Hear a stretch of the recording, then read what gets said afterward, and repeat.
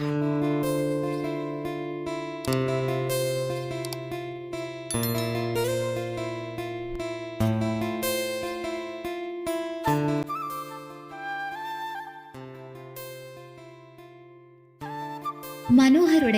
மும்பை நண்பர்கள் திருமணத்திற்கு வர முடியவில்லை. அவர்கள் ஒருவர் பின் ஒருவராக அழைக்க அவர்களுடன் பேச அறைக்கு சென்று விட்டான். அந்த அறை கதவை திறந்ததும் நேரே மூவர் அமர்வது போல் ஒரு நீளமான சோஃபாவும் பக்கவாட்டில் 2 நாற்காலிகளும் மத்தியில் ஒரு சிறு மேஜையும் இருந்தது. கதவருகே நின்றால் படுக்கை இருப்பதே தெரியாது. உள்ளே 2 அடி எடுத்து வைத்தால் படுக்கை இருப்பது தென்படும். அவன் படுக்கையில் அமர்ந்து பேசிக் கொண்டிருந்த போது யாரோ அறை கதவை திறப்பது தெரிந்து திரும்ப உள்ளே வந்து கொண்டிருந்த சாருவும் இந்துவும் மனோகரை பார்த்து அப்படியே நின்றனர். நீங்கள் இருப்பது தெரியாது, நாங்கள் பிறகு வருகிறோம் என்று இந்து செல்ல இருவரும் அவசரமாக நகரத் தொடங்கினர். செல்போன் அழைப்பை துண்டித்துவிட்டு, ஏன் சாரு, எதுவும் வேண்டுமா? சாரு எவ்வளவு சுலபமாக அழைத்து விட்டான். அவள் கண்களில் ஆச்சரியத்தை பார்த்து மீண்டும் என்ன என்று கேட்டான். சாரு எதுவும் பேசாமல் நிற்க இந்து தொடர்ந்தாள். உங்கள் அறையை காட்ட வந்தேன், உங்களை தொந்தரவு செய்து விட்டோம். அதெல்லாம் ஒன்றும் இல்லை, இது சாருவின் அறையும் தானே. நீங்கள் டிஃபன் சாப்பிட்டீங்களா? கீழே எல்லோருமே சாப்பிட்டுக் கொண்டிருக்கிறார்கள். மீண்டும் இந்து. இல்லை, ஒரு தொலைபேசி அழைப்பு வந்தது. நீங்கள் இருவரும் சாப்பிட்டீர்களா? அதற்குள் மனோகரை யாரோ அழைப்பது கேட்டது. உறவினர்கள் எல்லோரும் விடை பெற தொடங்கிவிட்டனர். அவர்களுக்கு விடையளிக்க மணமக்கள் இருவரையும் அழைத்தார் சுந்தரம். உறவினர்கள் பெரும்பாலும் சென்றுவிட, இன்னும் என் பட்டு சேலையை கட்டிக்கொண்டு நிற்கிறாய், போய் மாற்றிக்கொள் என்றார் விஜயா. அவள் பெட்டிகள் எங்கே இருக்கின்றதோ என்று தமக்கையை பார்க்க, பெட்டிகள் எல்லாம் இன்னும் காரில் தான் இருக்கிறது, நான் எடுத்து வருகிறேன் என்று இந்து நகர, நான் பார்க்கிறேன் என்று முன்னே சென்றான் மனோகர். அவனோடு செல்லும்படி சாருவுக்கு இந்து ஜாடை சொன்னான். அவள் வருவதை உணர்ந்து தன் வேகத்தை குறைத்துக் கொண்டு நடந்தான் மனோகர். அவன் காரின் பின்புற கதவை திறந்து பெட்டியை இறக்கி வைக்கவும் அவள் எடுக்க முயற்சிக்க, இரு, மணி அண்ணா எடுத்து வருவார்கள் என்றான். என்ன மௌன விரதமா? அவள் நிமிர்ந்து பார்க்க அவன் குறுநகையுடன் லேசாக தலையை சாய்த்து இவளை பார்த்து கொண்டிருந்தான். சட்டென்று தலையை குனிந்து கொண்டாள் சாருமதி. அதற்குள் வேலன் 40களில் இருக்கும் ஒருவர் வந்து பெட்டிகளை எடுத்துப்படி, என்னை கூப்பிட்டிருக்கலாமே தம்பி என்றார். இவரை தெரியும் தானே என்றான் மனோகர்.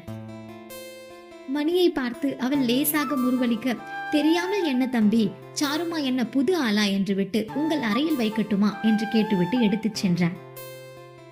சாரு உடை மாற்றிக்கொண்டு வரும் போது மற்றவர்கள் அவரவர் வேலைகளில் மூழ்கி இருந்தனர். ஆண்கள் மட்டுமே ஹாலில் தென்பட பெண்கள் கூட்டம் எங்கே என்று சுற்றி பார்த்தாள். பெண்களின் பேச்சுக்குரல் கூட கேட்கவில்லை. அவள் தேடுவதை புரிந்து கொண்டு சமையல் அறை பக்கம் செல்லும்படி மனோகர் ஜாடை காட்டினான். சமையல் அறையில் இந்து மற்றும் 2 பெண்கள் இருந்தனர். மற்ற இருவரில் ஒருவர் அந்த வீட்டில் எப்போதும் இருக்கும் பணிப்பெண் ராணி, மற்றொருவர் திருமண வேலைகளுக்கு உதவ வந்திருக்க வேண்டும். அருகில் சென்ற போது இரவு உணவிற்காக வேலைகளை தொடங்கி இருந்தனர்.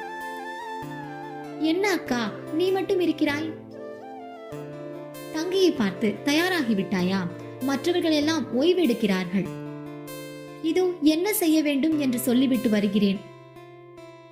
இட்லி தோசை போதும், அதற்கு சட்னியும் சாம்பாரும் செய்து விடுங்கள். இனிப்புக்கு கொஞ்சம் கேசரி மட்டும் செய்யுங்கள். இது எப்படி போதும்? இதென்ன ஒன்றும் இல்லாதவர்கள் வீடா?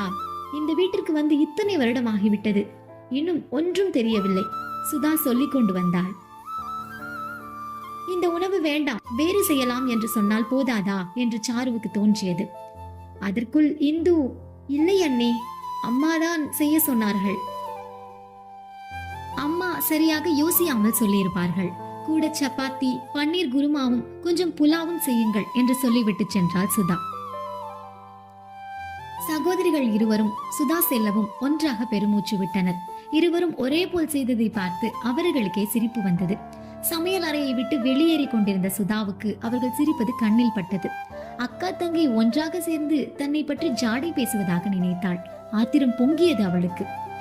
இரவு உணவின் போது முதலில் ஆண்கள் உணவருந்த இந்து பரிமாறிக்கொண்டிருந்தாள். கல்யாண விருந்து, இனிப்புகள் என்று நிறைய சாப்பிட்டதால் சுதா செய்ய சொன்ன எதையும் யாரும் தொடவில்லை. விஜயாவும் இதை எதற்கு செய்தாய் என்று இந்துவை கேட்க சுதாவை காட்டிக் கொடுக்க மனமில்லாமல் நின்றாள். சாரு இந்துவை பார்த்துவிட்டு சுதாவை பார்த்தாள். தனக்கும் இதற்கும் சம்பந்தமில்லை என்பது போல் அவள் பிள்ளைகளுக்கு உணவை ஊட்டிக் கொண்டிருந்தாள். சாரு எங்கே? அவளையும் மனோகருடன் உட்காரச் சொல் என்றார் சுந்தரம். நாளையிலிருந்து உன் அக்காவுடன் சாப்பிடலாம். இன்று எங்களோடு சாப்பிடு. இது சுதாவின் கணவன் அருள். அவள் தயங்கி நிற்க, அவள் மட்டும் எப்படி உங்களோடு சாப்பிடுவாள்? நாங்கள் பிறகு சாப்பிடுகிறோம் என்று விஜயா பேச்சை முடித்தாள். எல்லோரும் உணவருந்திய பின் பேசிக் கொண்டிருக்க இந்து சாருவை அழைத்துச் சென்றாள். சாருவின் ஆடைகளை பெட்டியிலிருந்து எடுத்துப்படி மறுநாள் செய்ய வேண்டிய வேலைகளை பற்றி சொல்லிக் கொண்டிருந்தாள். அக்கா, நீ ஏன் எல்லாவற்றுக்கும் அமைதியாக இருக்கிறாய்? பேசினால் இவர்கள் உன்னை என்ன செய்து விடுவார்கள்? நான் பேசிக்கொண்டுதானே இருக்கிறேன். உணவு விஷயத்தில் நடந்ததை ஏன் சொல்லவில்லை? சாரு, இது வீடு. ஏட்டுக்கு போட்டியாக செய்வதால் எல்லோர் நிம்மதியும் கெடும். நீ சொல்வது போல் செய்தால் அங்கே எல்லோரும் சரியாக சாப்பிட்டிருக்க மாட்டார்கள். ஒரு சண்டை தான் நடந்திருக்கும். சாரு மீண்டும் தொடரும் முன், இதோ பார், தேவையில்லாமல் கண்டதை யோசிக்காதே. நீ உன் கணவரோடு சிறப்பாக வாழ வேண்டும். மற்றதெல்லாம் தற்காலிகமானது. உங்கள் இருவருக்கும் நல்ல புரிதல் இருந்தால் மற்றதெல்லாம் ஒன்றுமே இல்லை. யாரோ வருவது போல் இருந்தது. சுதாதான். என்ன அக்காவும் தங்கையும் ரகசியம் பேசிக் கொண்டிருக்கிறீர்கள்? அதெல்லாம் ஒன்றுமில்லை அண்ணி.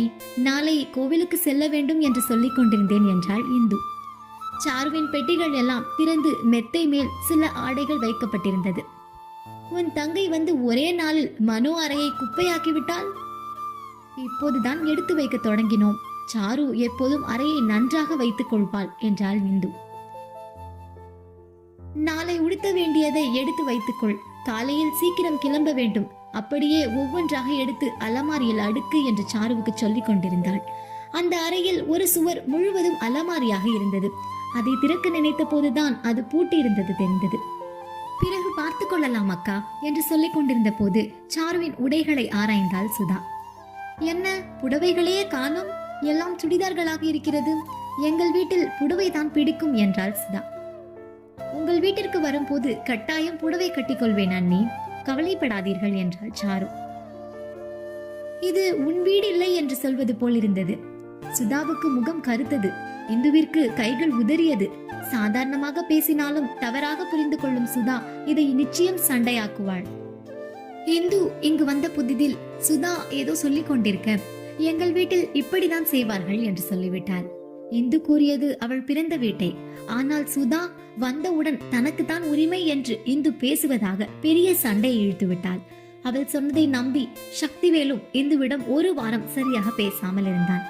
இப்போது என்ன நடக்குமோ? இந்துவிற்கு நடந்த சம்பவம் சாருவுக்கு தெரியும். இந்து பதறுவதை பார்த்து, என்ன அண்ணி, நம் வீட்டில் நீங்கள் சுடிதார் அணிந்து பார்த்தேனே, உங்கள் வீட்டில் எப்போதும் நீங்கள் புடவை அணிவதுதான் வழக்கமா என்றாள் சாரு. சுதாவின் புகுந்த வீட்டை உங்கள் வீடு என்றும் பிறந்த வீட்டை நம் வீடு என்றும் சொல்வதாக சமாளித்து விட்டாள். என்ன சமாளித்தாலும் சுதாவின் கோபம் இன்னும் அவளுக்குள் இருந்தது. சாருவுக்கு எப்படி திருப்பி கொடுப்பது என்று யோசித்துக் கொண்டிருந்த போது மனோகர் அங்கே வந்து விட்டான். என்ன, மகளிர் மாநாடா என்றான். அதெல்லாம் இல்லை என்று சுதா முதலில் வெளியே செல்ல இந்து பின்தொடர்ந்தாள். அவன் அறையை நோட்டம் விட்டான். சுதா சொன்னது போல் அறையை குப்பையாக்கவில்லை என்றாலும் மெத்தையில் பாதி சாருவின் ஆடைகள் பரப்பி வைக்கப்பட்டிருந்தது. அவன் புருவங்கள் உயர்த்துவதை பார்த்து, சாரி, இப்போதே எல்லாம் எடுத்து வைக்கிறேன் என்று வேகமாக எல்லாவற்றையும் பெட்டிக்குள் தள்ளினான். ஏய், என்ன பண்ற? திரும்பவும் ஏன் பெட்டிக்குள்ள போடுற? கபோர்ட்ல வை. பூட்டி இருக்கிறது. இதோ என்று சாவியை எடுத்து அவனே திறந்து விட்டான். நன்றி. ஒரு வழியா விரதம் முடிந்தது. அவள் கேள்வியாய் நோக்க, அதுதான் காலையிலிருந்து மௌன விரதம் இருந்தாயே. அவள் மீண்டும் தலை குனிந்தாள். அப்படியே நிற்கவும், எப்போதும் கபோர்ட் பூட்டுவது இல்லை. கல்யாணத்துக்கு வந்த பிள்ளைகள் இதற்குள் ஒளிந்து விளையாட தொடங்கிவிட்டார்கள். ஆபத்து என்றுதான் பூட்டிவிட்டேன். இந்த பக்கம் உனக்கு ஓகேவா என்று அலமாரியின் ஒரு பக்கத்தை காட்டினான். அவள் மீண்டும் சரி என்பது போல் தலையாட்ட, சாரு, எனக்கு காது நல்லா கேட்கும். இது எதற்கு சொல்கிறான் என்று யோசனையுடன் பார்க்க, நீ வாய் திறந்து பேசலாம். அவளுக்கு லேசாக சிரிப்பு வந்தது. இதற்குள் அவன் அலைபேசி சினுங்கியது. அவன் சற்றே நகர்ந்து பேசத் தொடங்கினான். அவன் வரும் முன் ஓரளவு உடைகளை அடுக்கி வைத்தாள். கொஞ்சம் பேசலாமா என்று மனோகர் அருகில் வந்தான். அவள் சரி என்று தலையாட்டவும் அவள் தோள்களை பற்றி அமர வைத்தான். அவனும் அருகில் அமர்ந்தான். நான் நினைத்தது போல் டிரான்ஸ்பர் இன்னும் வரவில்லை. இன்னும் 2 மாதங்கள் மும்பையில் இருக்க வேண்டி வரும். சாரு எதுவும் பேசவில்லை. அதிகப்படி ஒரு 10 நாள் அங்கே இருக்க வேண்டும் என்று நினைத்தேன். ஆனால் இப்போது அப்படி இல்லை. இன்னும் நான் யாரிடமும் சொல்லவில்லை. எல்லோரும் திருமணத்திற்கு பின் நாம் இங்கேயே இருப்போம் என்று நினைத்துக் கொண்டிருக்கிறார்கள். அவர்களிடம் சொல்லும் முன் உன்னிடம் பேச வேண்டும் என்று நினைத்தேன். சற்றே ஆச்சரியமாக இருந்தது. மனைவிக்கு அவ்வளவு முக்கியத்துவம் தருகிறானே, ஒருவேளை இவன் அவன் அண்ணனை போல் இல்லையோ? உன்னை என்னுடன் மும்பை அழைத்துச் செல்லத்தான் எனக்கு ஆசை. உனக்கு எப்படி? இது என்ன கேள்வி?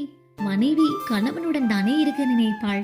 இவள் யோசித்துக் கொண்டிருக்கும் போதே என் அலுவலகம் இருப்பது மும்பை புறநகர் பகுதி. பேச்சுலராக இருக்கும் வரை ஏதோ என்று இருந்து விட்டேன். இப்போது நீ வரும்போது வீட்டில் எல்லா வசதிகளும் வேண்டும். அது மட்டும் இல்லை, மும்பை நகர்ப்புறம் என்றால் நிறைய தமிழ் மக்களும் இருப்பார்கள். இப்போது நான் இருக்கும் பகுதியில் அப்படி இல்லை. அதுதான் சற்றே குழப்பமாக இருக்கிறது. உன் அபிப்பிராயம் என்னவென்று சொல். அதற்கு தகுந்தது போல் நாளை எல்லோரிடமும் சொல்லிவிடலாம். அவள் சற்றே யோசித்தாள். என்னிடம் உனக்கு எந்த தயக்கமும் வேண்டாம் என்றார் மனோகர். இப்போது இவனிடம் என்ன சொல்ல வேண்டும்? ராமன் இருக்கும் இடமே சீதைக்கு அயோத்தி, ஆகையால் நானும் வருகிறேன் என்று சொல்ல வேண்டுமா? சாரி, முன்னாடியே உன்னிடம் பேசியிருக்க வேண்டும். எப்படியும் திருமணத்திற்கு முன்பு வந்துவிடும் என்றுதான் நான் நினைத்தேன். இன்னும் அம்மா அப்பாவிடமும் சொல்லவில்லை. ஆனால் எனக்கு நீ என்னுடன் வர வேண்டும் என்று தான் இருக்கிறது. சாருவிற்கு உள்ளே உறுத்தியது. அவனே அவளுக்கென முடிவெடுத்த பின் எதற்கு கேட்க வேண்டும்? அவள் பேசாமல் இருந்தாள். ஏதாவது சொல். நாளை பெரியவர்களுடன் பேசுங்கள். நான் என்ன சொல்வது? அவர்களிடமும் பேசலாம். நீ முதலில் சொல். என் விருப்பத்திற்கு அவ்வளவு மதிப்பு தருவீர்களா? அவன் சிரித்துக்கொண்டே, உனக்கு அதில் என்ன சந்தேகம் என்று அவள் முகத்தை பார்த்தான். அவள் முகத்தில் இருந்தது சந்தேகமா இல்லை பயமா?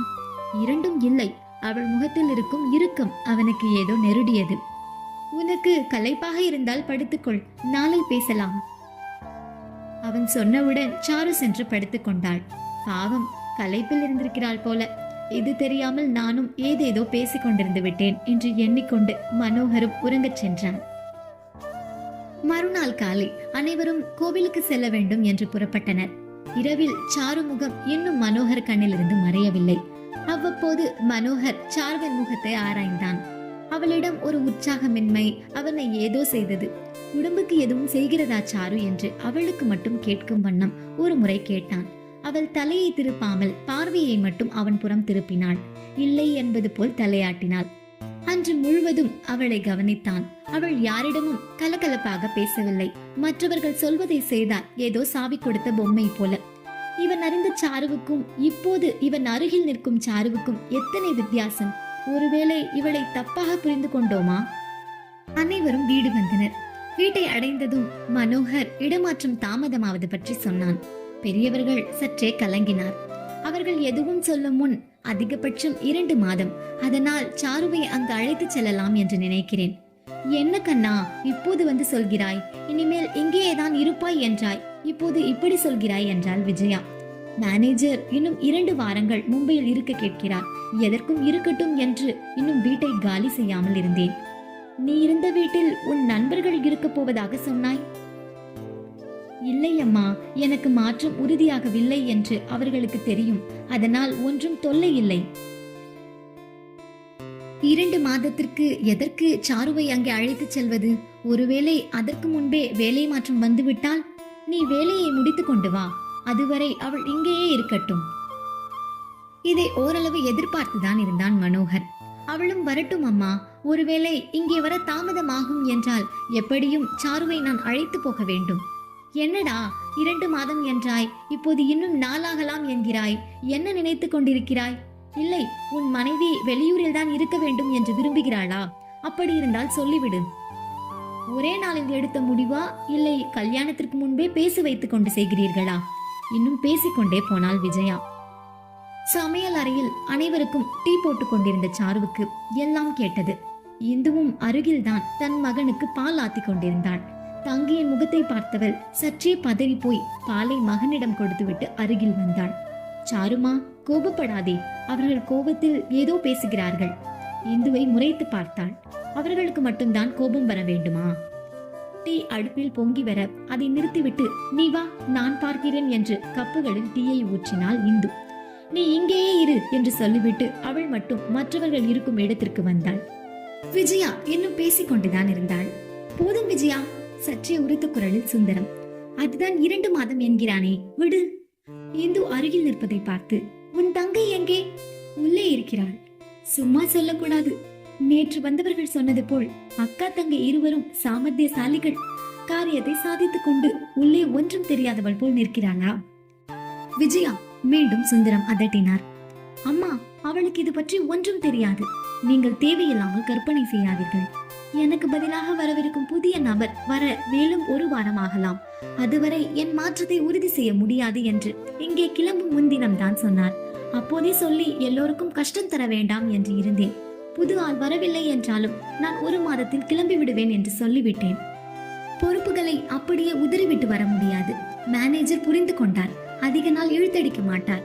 மனோகர் முடிக்கும் முன் சரி, அடுத்து என்ன என்று பார்க்கலாம், எப்போது புறப்பட வேண்டும் என்றார் சுந்தரம். இன்னும் 1 வாரம் விடுமுறை, அடுத்த ஞாயிறு கிளம்பலாம் என்று நினைக்கிறேன் என்றான் மனோகர். டிக்கெட் போடும் போது சாருவின் அம்மா அப்பாவுக்கும் சேர்த்து போட்டுவிடு என்றார் சுந்தரம். அவர்கள் எதற்கு அப்பா? முதல் முறை அவர்கள் பெண்ணை அழைத்து கொண்டு போகிறாள். அவர்களும் வர வேண்டும் என்று பிரியப்படுவார்கள். அதெல்லாம் வேண்டாம் அப்பா, வீண் அலைச்சல். இல்லை மனோ, முதலிலிருந்து நீங்கள் இங்கே இருப்பீர்கள் என்றுதான் நாங்கள் எல்லோரும் நினைத்தோம். ரங்கநாதனிடமும் நான் அப்படிதான் சொல்லி இருந்தேன். இப்போது நீங்கள் மும்பை செல்ல முடிவெடுத்திருக்கிறீர்கள். அதுவும் அவர்களுக்கு இன்று வரை தெரியாது. அவர்களிடம் பேசிவிடுங்கள். இப்போது வேண்டாம், இரவாகிவிட்டது. நாளை அவர்கள் இங்கே வருவார்கள், அப்போது பார்த்துக் கொள்ளலாம் என்று விஜயா சொல்ல, போனில் இப்போதைக்கு விஷயத்தை சொல் என்று சொல்லிவிட்டு நகர்ந்தார் சுந்தரம். மனோகர் அறைக்கு சென்று படுக்கையில் விழுந்தான். அம்மா பேசியது எல்லாம் சாருமதி கேட்டிருப்பாள். அவள் எங்கே? எழுந்து சென்று பார்த்தான். அவள் இன்னும் சமையல் அறையில் தான் இருந்தாள். இந்துவின் மகன் அகிலன் அவனுடன் ஏதோ விளையாடி கொண்டிருந்தான். அக்கா, இதற்கு நான் அப்போதே சொன்னேன். ஒருவேளை அந்த சுமா இந்த வீட்டிற்கு வந்திருந்தால் உனக்கு இன்று போல் பேச்சு கேட்க வேண்டியிருக்காது. சும்மா உளராதே, இனி ஒரு முறை இப்படி பேசினால் அடி விழும். மனோகர் உள்ளே வருவதை கண்டு சடார் என்று எழுந்து நின்றாள். அகிலன் அவள் மடியில் வைத்திருந்த பொம்மைகள் கீழே விழுந்தன. அச்சச்சோ, எல்லாம் கீழே விழுந்துடுச்சு என்று அகிலன் சொல்ல, சாரிடா கண்ணா என்றபடி சாரு பொம்மைகளை எடுத்து அவனிடம் கொடுத்தாள். பெரும்பாலும் உணவு சமைக்கும் நேரம் தவிர பணிப்பெண் தங்கம் அங்கே இருப்பதில்லை. இப்போது இந்துவும் சாருவும் அகிலனும் இருந்தார்கள். சமையல் அறையில் ஒரு சிறு உணவு மேசை மற்றும் நாற்காலிகள் இருந்தது. அந்த நாற்காலியில் சாரு அமர்ந்திருந்த போதுதான் மேஜையில் வைத்து விளையாடுவது சற்றே சிரமமாக இருக்க தன் சித்தி மடியில் பொருட்களை வைத்து விளையாடி கொண்டிருந்தான். சாரு எழுந்து நின்றதை பார்த்து அப்படியே நின்று விட்டான் மனோகர். அவன் பொம்மைகளை எடுத்துக்கொண்டு நான் தோட்டத்தில் விளையாடுகிறேன் என்று ஓடினான் அகிலன். உங்களுக்கு ஏதாவது வேண்டுமா என்று இந்து கேட்க, ஒன்றும் வேண்டாம், நீங்கள் அகிலனை பாருங்கள், சாரு மேலே வா என்று சொல்லிவிட்டு அங்கிருந்து நகர்ந்தான். ஒருவேளை பெண்கள் இருவரும் பேசியது அவன் காதில் விழுந்திருக்குமோ? சாரு அவன் பின்னே சென்றாள். அறைக்குள் நுழைந்ததும், உன் அம்மா அப்பாவிடம் பேச வேண்டும். உனக்கு அவர்களையும் மும்பை அழைத்து செல்ல வேண்டும் என்று தோன்றினால் டிக்கெட் புக் செய்ய வேண்டும். முதலில் போன் செய் என்று கூறியவாறு உள்ளே சென்று அமர்ந்தான். நான் வரவில்லை என்றாள் சாரு. அவள் முகத்தை ஆராய்ந்தான். அவள் கையை பற்றி அருகில் அமர வைத்தான். அம்மா என் மேல் உள்ள கோபத்தில் பேசினார்கள். நீ அதை பெரிதுபடுத்தாதே. நேற்று என் விருப்பத்திற்கு மதிப்பு தருவீர்கள் என்றீர்களே, இதுதான் என் விருப்பம். அவன் ஒரு நீளமான மூச்சை வெளியிட்டான். சாரு வேறெங்கோ பார்த்து கொண்டிருந்தாள். அவள் முகத்தை தன் புறம் திருப்பினான். இருவருக்கும் அதிக இடைவெளி இல்லை. அவன் முகம் மிக அருகில் இருப்பது போல் இருந்தது. சாரு இதயம் வேகமாக துடித்தது. என் கூட வர பிடிக்கவில்லையா கேட்டுவிட்டு உன் விருப்பம் என்றான் சோகமாக. இல்லை, அப்படி இல்லை, நான் அது அத்தை என்று தடுமாறினாள் சாரு. அவன் சிரித்தான். சாருவுக்கு ஒன்றும் புரியவில்லை. சாரு, உன்னை ரொம்ப ஸ்மார்ட்னு நினைச்சேன். இவ்வளவு சுலபமாக உன்னை ஏமாற்றலாம் என்று தெரியவில்லை. அவள் புருவங்கள் சுருங்க அதை நீவி விட்டான். அவள் சற்று பின்னோக்கி நகர அவள் தோள்களை பற்றி கொண்டான். சாரு முகம் சூடாவதை உணர்ந்தாள். நீ அம்மா சொன்னதால் என்னுடன் வரவில்லை என்கிறாய். நாளை அம்மாவே என் பிள்ளை தனியே செல்லவா உன்னை திருமணம் செய்து கொண்டான் என்பார்கள். அப்போது என்ன செய்வாய்? மனோகர் சொல்வது போல் சாரு ஆச்சரியமாய் பார்த்தாள். நிச்சயம் பேசுவார்கள். இப்போது என்ன செய்ய வேண்டும்? சாருமதி குழம்பினாள். சாரு, ரொம்ப யோசிக்காதே. நீ என்னுடன் வருகிறாய், அவ்வளவுதான். ஓகேவா? இப்போது அத்தை மாமாவுக்கு போன் செய். சாருவுக்கு ஆனந்தமாய் இருந்தது. சக்திவேல் இதுவரை ரங்கநாதன் தாமரையை மாமா அத்தை என்று அழைப்பது அபூர்வம். பெரும்பாலும் உன் அம்மா உன் அப்பா என்றே குறிப்பிடுவான். மனோகர் அத்தை மாமா என்று சொல்லவும் சொல்ல முடியாத சந்தோஷம் சாருவுக்கு. ரங்கநாதனிடம் விஷயத்தை சொல்லவும் அவர் பெரிதாக ஒன்றும் சொல்லவில்லை. மகள் புதிய இடத்தில் எப்படி சமாளிப்பாலோ என்ற கவலையை மட்டும் தெரியப்படுத்தினார். அவரை மும்பை வரும்படி கேட்டான் மனோகர். அத்தையிடம் கேளுங்கள், நாம் நேரில் வரும்போது பேசிக்கொள்ளலாம் மாமா. கொஞ்ச நேரம் இருவரும் பேசினார்கள். சாருமதி முழு நேரமும் மனோகரை தான் பார்த்து கொண்டிருந்தாள். இவன் எப்போதும் அவள் பெற்றோரிடம் இப்படியே பழகுவானாம். விஜயா புதுமண தம்பதிகளாய் யார் யார் வீட்டிற்கு சென்று வர வேண்டும் என்று ஒரு பட்டியலிட்டாள். மறுவீடு அழைத்து செல்ல ரங்கநாதன் தாமரை வந்தனர். அவர்களுடன் மும்பை செல்வது பற்றி பேசினார்கள். மாப்பிள்ளை, அங்கே வீட்டில் பொருட்கள் எல்லாம் வாங்கி வைக்க வேண்டுமா? உங்களுக்கு அதற்கான நேரம் இருக்குமா என்று தெரியவில்லை. அதனால் நாங்கள் வந்தால் கொஞ்சம் உதவியாக இருக்கும் என்றார் ரங்கநாதன். அதுவும் சரிதான், இந்த காலத்து பெண்களுக்கு எதுவும் தெரியவில்லை என்றார் விஜயா. நீங்கள் வீட்டை அமைக்க என்றால் உங்களுக்கு சிரமம் வேண்டாம். ஓரளவு அங்கு எல்லாம் இருக்கிறது. சாருவுடன் நீங்கள் வர வேண்டும் என்றால் தாராளமாக வரலாம் என்றார் மனோகர். அதிக நாள் இருக்க போவதில்லை என்பதால் பெரிதாக வாங்க வேண்டியது ஒன்றும் இல்லை. எல்லோரும் பேசி கடைசியாக சாருவும் மனோகரும் மட்டும் செல்வதாக முடிவானது. மும்பை செல்வதற்கு முன் சுதா வீட்டிற்கு சென்று வர வேண்டும் என்று விஜயா சொல்லியிருந்தாள். சுதாவின் மாமியார் பார்வதியும் எல்லாரும் வர வேண்டும் என்று அழைக்க எல்லோரும் மதிய உணவுக்கு சுதாவின் வீட்டிற்கு சென்றனர். திருமணமான இந்த ஒரு வாரத்தில் உறவினர் வீட்டிற்கு சென்று வருவது என்று எங்காவது போய் வந்தார்கள் மனோகரும் சாருமதியும். மற்ற நாட்களை போல் இன்றும் என்று நினைத்து சென்ற சாருவிற்கு இன்றைய தினம் வேறு விதமாக அமைய போவது தெரியாது. அப்படி என்ன நடக்க போகுது, அவளுக்கு என்ன ஆச்சரியம் காத்திருக்கு அப்படிங்கறது அடுத்த எபிசோட்ல பார்க்கலாம். அதுவரை உங்களிடமிருந்து விடை பெறுவது உங்கள் இஷா. நன்றி, வணக்கம்.